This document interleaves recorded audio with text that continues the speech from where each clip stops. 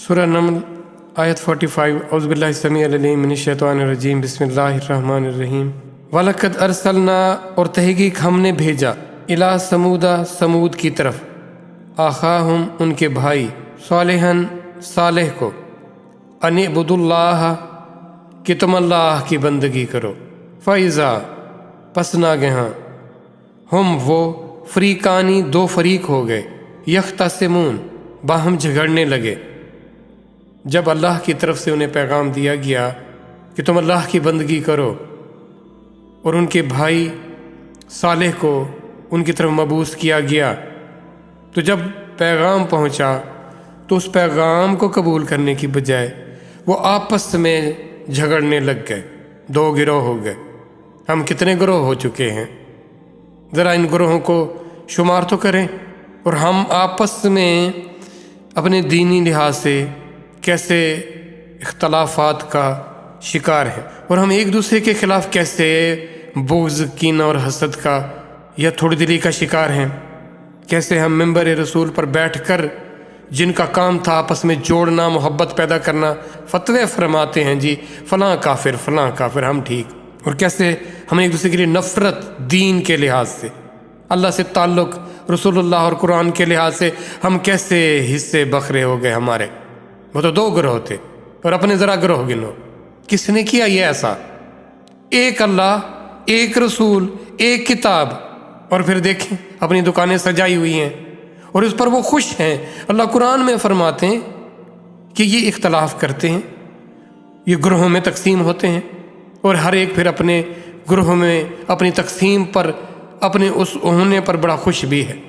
ذرا اپنے آپ پر نظر کریں نا، ہم جس فرقے سے، جس سوچ سے، جس مسلک سے ہم جڑے ہوئے ہیں، چمٹے ہوئے ہیں، لگے ہوئے ہیں، ہم کہتے ہیں شکر ہے اسی کے ہم کسی اور میں ہم نہیں ہیں۔ تو ہر ایک تو یہی تو کہہ رہا ہے، تو اختلاف دیکھیں اپنے آپ میں، ہم باہم کیسے جھگڑ رہے ہیں، یہ کیوں ہے؟ ایک قرآن ہے، یا تو نعوذ باللہ کہتے کہ جی اس کا تو الگ قرآن تھا، مجھے پیغام الگ ملا، اس کے نبی کوئی الگ تھے، ہمارے کوئی نبی الگ ہیں، ایک قبلہ، اور ہم ایک ہونے کو تیار نہیں ہیں۔ اللہ کی بندگی، ایک اللہ کی بندگی کرنے والے ایک نہ ہو سکے، کیوں؟ جس رخ کی طرف، جس سمت کی طرف دیکھنا تھا وہ ایک تھی، جس راستے پر چلنا تھا وہ ایک تھا، پر ہم ایک نہ ہو سکے۔ ہر ایک بندے کا اپنا ایک مزاج ہے نا، ایک طبیعت ہے، اپنی سوچ ہے، اگر اس پر ہی جمع رہنا تھا تو پھر یہ قرآن کس لیے، رسول کس لیے بھیجے گئے؟ اگر اپنی ہی سوچ معتبر تھی، اگر اپنے ہی بزرگ معتبر تھے، کنبہ قبیلہ، تو پھر یہ سب کیا تھا؟ اگلی آیت دیکھیں، قالا اس نے کہا، یا قومی اے میری قوم، لیما کیوں، تستعجلون تم جلدی کرتے ہو، بالسیئاتی برائی کے لیے، قبل الحسناتی اس سے پہلے اچھائی، بھلائی کی جگہ تم برائی کی طرف کیوں جلدی کرتے ہو؟ لولا تستغفرون تم بخشش کیوں نہیں مانگتے، تستغفرون اللہ سے، لعلکم تاکہ تم ترحمون تم پر رحم کیا جائے، تم پر رحمت آئے۔ اب رحمت کو جوڑا جا رہا ہے اللہ سے معافی، استغفار سے۔ اب یہ صورتحال کیا ہے؟ ایسا کیوں کہا گیا؟ استغفار کرو، اللہ سے معافی مانگو، پھر اللہ کی رحمت آئے گی۔ استغفار کی بیسک حکمت کیا ہے جس کی وجہ سے رحمت آتی ہے؟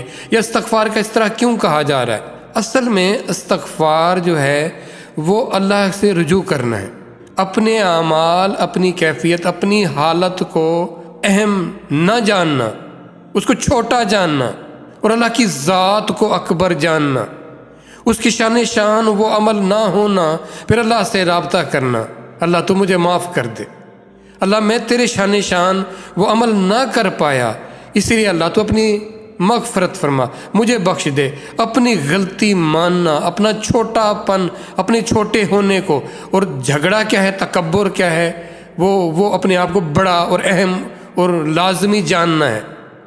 جب آپ اپنے آپ کی نفی کریں گے تو آپ کا جھگڑا ختم ہو جائے گا۔ جب آپ اپنی نفی نہیں کریں گے، تکبر کریں گے، اپنے میں پہ آئیں گے کہ میں بہتر سمجھتا ہوں، میں ٹھیک جگہ پہ ہوں، تو پھر آپس کا کیا ہوگا؟ چپکلش ہوگی، جھگڑا ہوگا، اختلاف ہوگا، تکبر ہوگا، اور برتری ہوگی، دوسرے کو نیچا دکھانا ہوگا اور خود کو برتر ثابت کرنا ہوگا۔ جبکہ مغفرت استغفار وہ اللہ کے آگے حقیقت میں اپنے آپ کو کم جاننا ہے، چھوٹا جاننا ہے۔ جب انسان اس کیفیت پر آتا ہے تو رحمت کی مثال ایسے ہے، جو مہربانی جو عطا آتی ہے اس کی مثال جیسے پانی ہے۔ جب آپ اپنے آپ کو نیچا کر لو گے، چھوٹا کر لگے تو پانی نشیب کی طرف آئے گا، رحمت بہہ کر آئے گی۔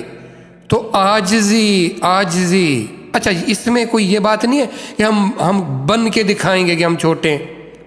ہم حقیقت میں اپنے آپ کو جب دیکھتے ہیں، اپنے اوپر نظر کرتے ہیں، اپنا احتساب کرتے ہیں، تو حقیقت میں ہم سب سے چھوٹے ہوتے۔ کہاں اللہ کی کبریائی، اس کی عظمت ہم اپنے بارے میں خوب جانتے ہیں، اور اسی لیے اس آگہی کو سامنے رکھتے ہوئے کہ ہم کیا گڑبڑ کہاں کس وقت کیسے کرتے ہیں، دوسرے کے بارے میں ہمیں پوری اگر آگاہی بھی ہو تو ہم یہ بھی نہیں جان سکتے کہ اس نے کس وجہ سے کیسے کس لیے کیا۔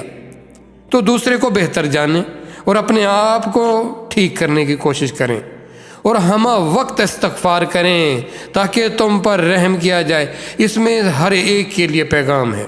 جب رسول اللہ صلی اللہ علیہ وآلہ وسلم کے بارے میں یہ بات ہم تک پہنچتی ہے کہ وہ دن میں 70 مرتبہ استغفار فرمایا کرتے، تو پھر میں آپ کیا؟ تو استغفار کیجیے۔